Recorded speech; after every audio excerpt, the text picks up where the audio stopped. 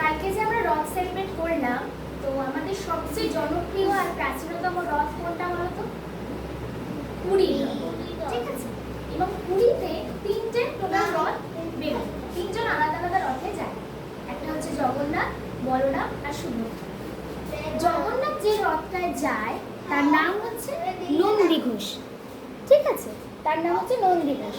আর সেই রথের রংটা হচ্ছে লাল আর হলুদ। প্রত্যেকের রথের আবার আলাদা আলাদা রশ্মি আছে, রশ্মি মানে দড়ি। সেই দড়ি জগন্নাথের যে রথটায় যায় তার দড়ির নাম হচ্ছে শঙ্খচূড়, ঠিক আছে, তার নাম শঙ্খচূড়। আর সেই রথের রং হচ্ছে লাল আর হলুদ। আর রথের মাথায় একটা পতাকা দেখছো, ধ্বজা বা পতাকা বলে যেটাকে, তোমরা হয়তো দেখেছো কি জানি না, সেটার নাম হচ্ছে ত্রৈলোক্য মহিমা। এটা হলো জগন্নাথের কথা। এছাড়াও দুটো রথ যায়, যেটা হচ্ছে বলরাম আর সুভদ্রা, বোন সুভদ্রা আর দাদা বলরাম। বলরামের রথের নাম হচ্ছে তালধ্বজ আর সুভদ্রার রথের নাম হচ্ছে দর্পদলন, ঠিক আছে, মনে থাকবে সবার। আর কি বলে তখন রং কি?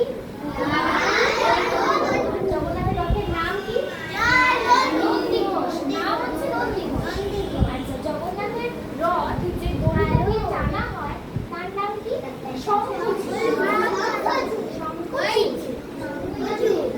জগন্নাথের রথের মাথায় যে ধ্বজা বা পতাকাটা দেখা যায় তার নাম হচ্ছে ত্রৈলোক্য মোহিনী। ত্রৈলোক্য মোহিনী। আর জগন্নাথের রথের চাকা থাকে কটা? টোটাল 16টা। 16টা চাকা, ঠিক আছে।